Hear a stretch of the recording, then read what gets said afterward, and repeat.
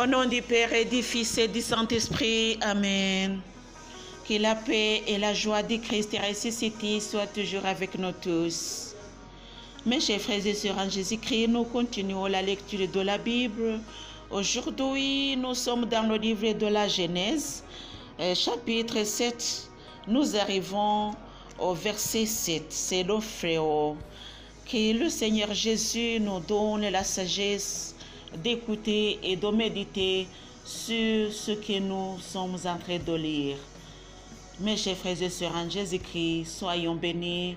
Je suis Marie-Louise Oumoumararungu.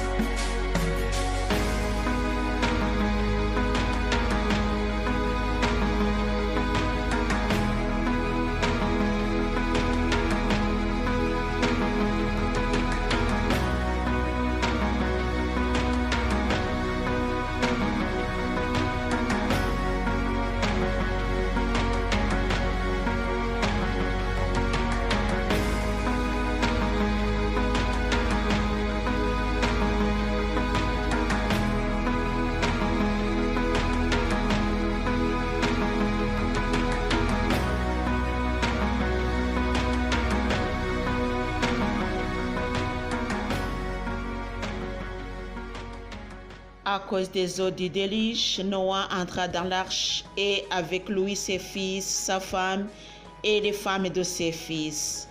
Des animaux purs et des animaux impurs, des oiseaux et de tout ce qui remue sur le sol, couple par couple, mâle et femelle, vinrent à Noé dans l'arche comme Dieu l'avait prescrit à Noé.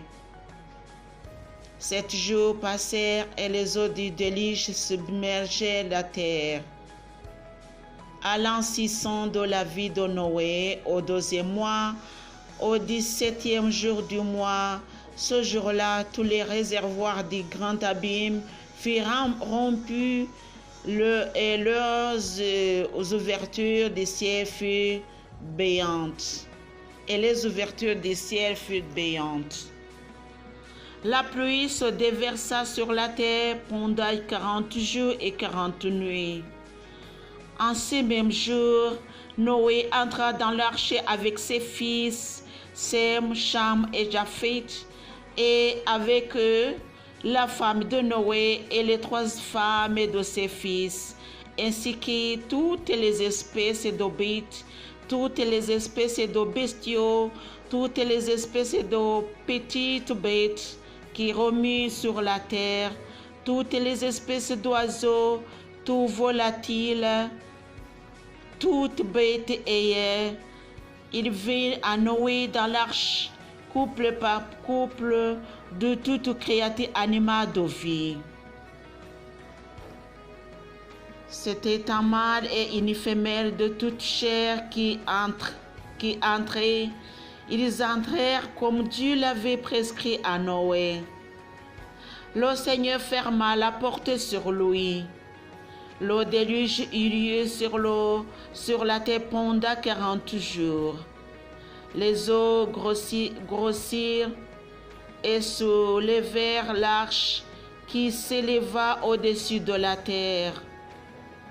Les eaux furent accrues, formèrent une masse énorme sur la terre et l'arche devant à la surface des eaux. La crue des eaux devint de plus en plus forte sur la terre et sur toute l'étendue des cieux. Toutes les montagnes les plus élevées furent recouvertes par une hauteur de 15 coudes.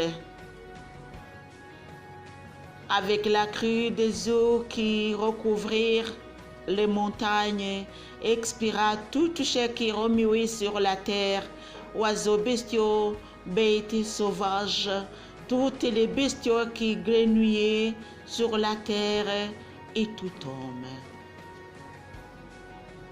Tout ce qui respire l'air par une haleine de vie, tout ce qui vivait sur la terre ferme murmure. Ainsi le Seigneur effaça tous les êtres de la surface du sol, hommes, bestiaux, petites bêtes et même les oiseaux du ciel. Ils furent effacés, il ne resta que Noé et ceux qui étaient avec lui dans l'arche. La crue des eaux dura 150 jours sur la terre.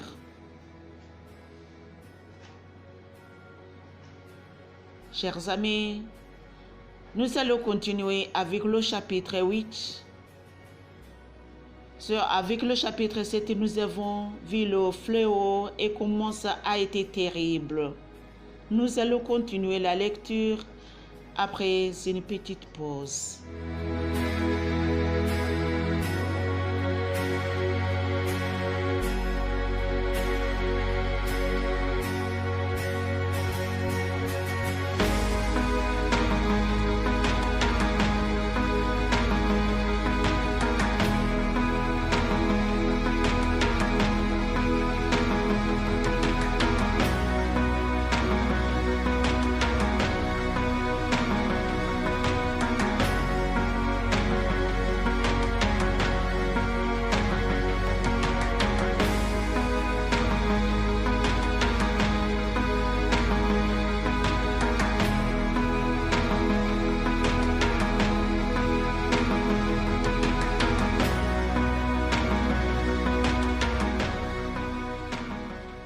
Dieu se souvient de Noé, de toutes les bêtes et de tous les bestiaux qui étaient avec lui dans l'arche.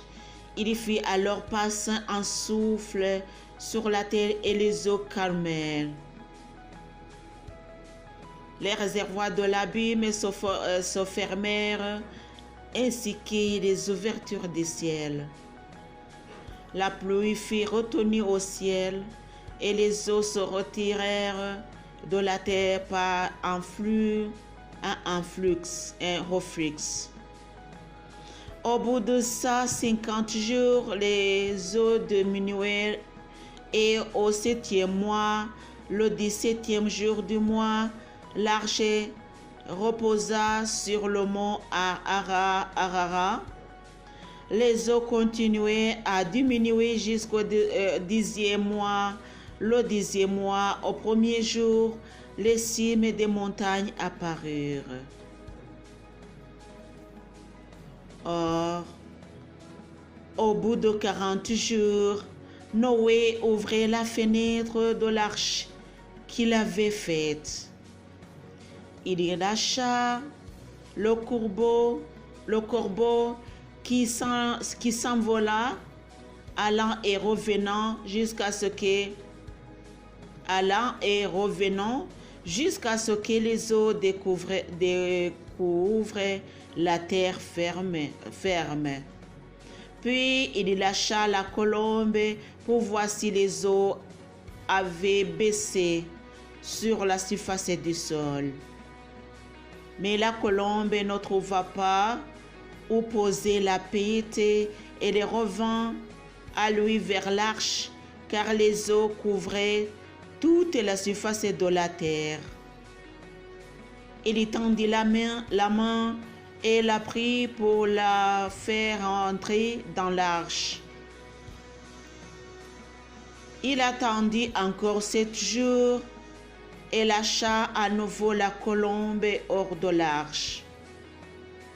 Sur le soir, elle revint à lui et voilà qu'elle avait au bec un frais rameau d'olivier. Noé sut ainsi que les eaux avaient baissé sur la terre. Il attendit encore 7 autres jours et lâcha la colombe qui ne revint plus vers lui. Or, En l'an 601, au premier jour du premier mois, les eaux découvrirent la terre ferme. Noé retira le toit de l'arche et vit alors que la surface des eaux était ferme. Au deuxième mois, le 27e jour du mois, la terre était sèche. Dieu dit à Noé, sors de l'arche, toi, ta femme, tes fils et les femmes de tes fils avec toi. Toutes les bêtes qui sont avec toi, de tout ce qui est chair en fait d'oiseaux, bestiaux, toutes les petites bêtes qui remuent sur la terre, fais-le sortir avec toi et qu'ils grenouillent sur la terre, qu'ils soient féconds et prolifiques sur la terre. Noé sortit et avec lui ses fils, sa femme et les femmes de ses fils. Toutes les bêtes, toutes les petites bêtes, tous les oiseaux et tout ce qui remue sur la terre sortirent de l'arche par famille. Conclusion. Noé éleva un autel pour le Seigneur.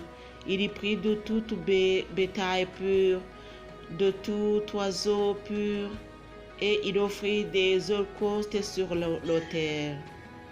Le Seigneur respira le parfum apaisant et se dit en lui-même, je ne maudirai plus jamais le sort à cause de l'homme.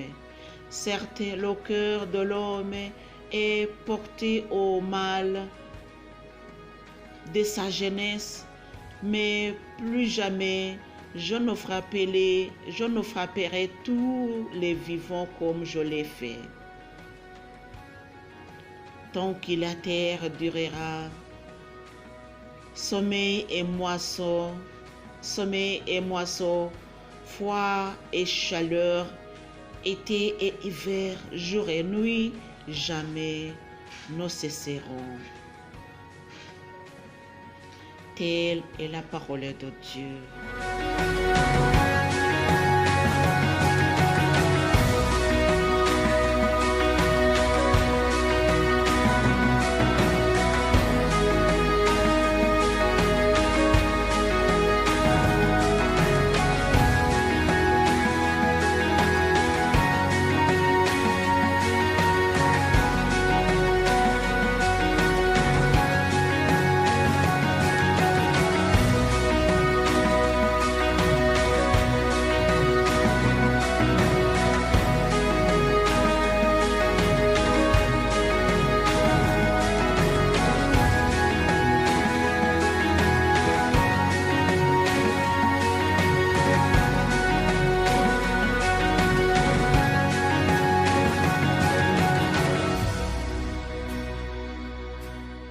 Chers amis, aujourd'hui nous allons retenir ceci. À cause du péché de l'homme, Dieu a puni la terre, tout ce qui vivait, tout ce qui respirait de la laine a été puni à cause du péché de l'homme.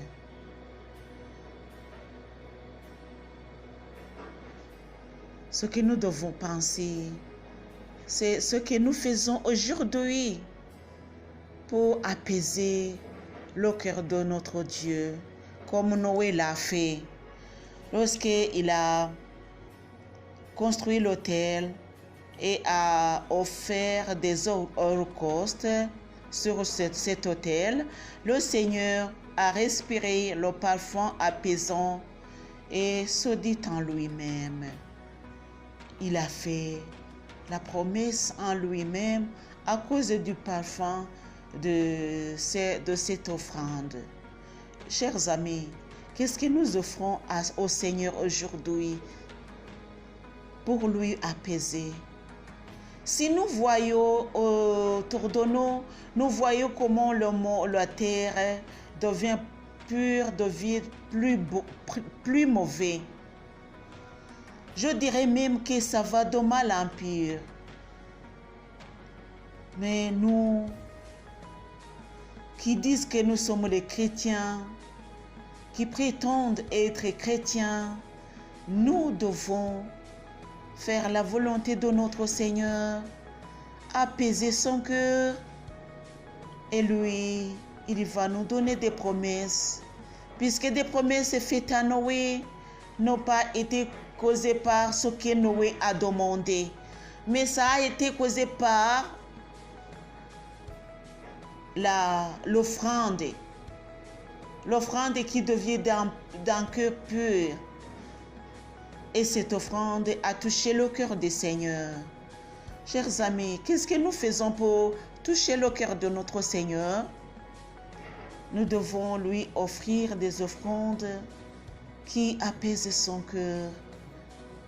Et ces offrandes ne sont que faire sa volonté, offrir avec un cœur pur. Chers amis, aimons notre Seigneur, il nous aime aussi.